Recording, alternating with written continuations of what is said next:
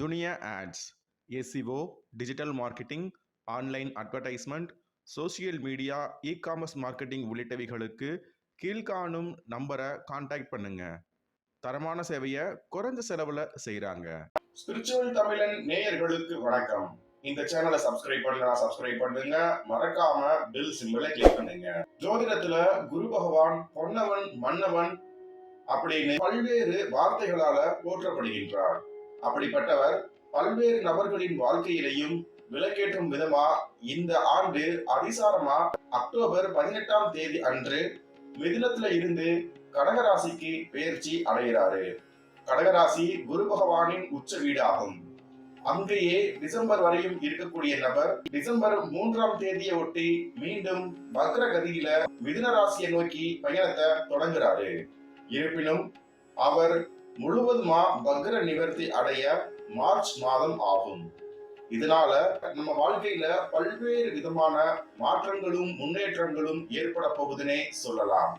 அப்படி நம்முடைய வாழ்க்கையில ஏற்படக்கூடிய மாற்றங்கள் என்ன என்ன என்பதை இந்த வீடியோல நாம முழுமையா பார்ப்போம். செவ்வாய் பகவான அதிபதியா கொண்ட மேசராசி அன்பர்களே, உங்களுக்கு ராசிக்கு 9ஆம் இடத்திற்கும் 12ஆம் இடத்திற்கும் அதிபதியான குரு பகவான் அவர் உங்க ராசிக்கு 3ஆம் இடமான மிதுனத்தில் இருந்து உங்கள் ராசிக்கு 4ஆம் இடமான கடகத்திற்கு பெயர்ச்சி அடைகிறாரு. அவருடைய பார்வை உங்கள் ராசிக்கு 8, 10, 12ஆம் இடங்களின் மீது விழுகின்றது. மீனத்துல இருக்கிற சனி பகவான் மீது குரு பகவானோட பார்வை விழுகிறது சுபத்துவமான விஷயமா இருக்கும். 10 மற்றும் 11ஆம் இடங்களின் அதிபதியான சனி பகவான் மீது விழுவது உங்களுக்கு ஏற்றத்தை வழங்க ஆரம்பிக்கும். தற்பொழுது உங்களுக்கு 7.5 சனி ஆரம்பித்து இருக்கு அப்படின்னா கூட சனி பகவானோட பார்வையில இருக்கிறதால விரயங்கள் குறைவாகவே இருக்குங்க. மேலும் ராகு பகவான் உங்க ராசிக்கு 11ஆம் இடத்திலும் கேது பகவான் உங்க ராசிக்கு 5ஆம் இடத்திலையும் இருக்காங்க. இது உங்களுக்கு 100க்கு 70% நன்மைகளை மட்டும்தாங்க வழங்கும். அப்ப 30% கெடுதல் நடக்குமா அப்படின்னு கேட்டீங்கன்னா கண்டிப்பா கிடையாது. உங்களுக்கு இந்த காலகட்டத்துல மிகப்பெரிய அளவுல பொருளாதார முன்னேற்றமே ஏற்படும் அப்படின்னு சொல்லலாம். 4ஆம் இடமான கடகத்திற்கு பெயர்ச்சி அடைவது உங்கள் வாழ்க்கையில செல்வ செழிப்பை ஏற்படுத்தும் அப்படின்னே சொல்லலாம். தாயார் வழியில பல்வேறு ஆதாயங்களை நீங்க எதிர்பார்க்கலாம். வீடு மாற நினைச்சவங்க கண்டிப்பா இந்த காலகட்டத்துல நல்லதொரு மனை அமைஞ்சு இடம் மாறுவீங்க. விரும்பிய பணி இடமாற்றம், பதவி உயர்வு, ஊதிய உயர்வு, வியாபார விருத்தி உள்ளிட்டவைகள் இந்த காலகட்டத்துல உங்களுக்கு கிடைக்கும். நோய்வாய்ப்பட்டு மனக்குமுறல்ல இருந்தவங்க, பெட் ரிடன் ஹாஸ்பிட்டல்ல அனுமதி ஆகி இருக்கிறவங்க, உடல் ரொம்ப சோர்வா இருக்கிறவங்க, பம்பு வழக்கு அப்படின்னு அலைஞ்சுக்கிட்டு இருக்கீங்களா? இந்த காலகட்டத்துல குரு பகவானோட அருள் காரணமா உங்களுக்கு இந்த பிரச்சனைகள்ல இருந்து முழுமையான நிவாரணம் கிடைக்க ஆரம்பிக்கும். மனதுல இருந்து வந்த பயம் நீங்குங்க. மனசுல தைரியமும் புது தெம்புமே பிறக்குதுன்னு சொல்லலாம். சனி பகவான் வீட்டையும் சனி பகவானையும் குரு பகவான் பார்ப்பது ஒரு ஸ்பெஷலான விஷயம். இதனால திருஷ்டி விலகுதுன்னே சொல்லலாம். கண் திருஷ்டி பிரச்சனையாலையும் நீங்க அவதிப்பட்டுக்கிட்டு இருக்கீங்க. அதுவும் இப்போ நீங்க ஆரம்பிக்கும். மறைமுக சிக்கல்கள் எல்லாமே நீங்க ஆரம்பிக்கும். எதிரிகளால் இருந்து வந்த தொல்லைகளும் நீங்குதுங்க. இதனால் வரையிலும் மனதளவுல ஏதோ ஒரு குறை, ஒரு நெருடல் இருந்துகிட்டே இருந்துச்சு. வளர்ச்சியே இல்லை அப்படின்னு பலரும் நினைச்சுக்கிட்டு இருக்காங்க. ஆனா உண்மையிலேயே உங்களுக்கு தெரியாமலேயே பல்வேறு விதமான மாற்றங்களை நீங்க சந்திச்சுக்கிட்டு தான் இருக்கீங்க.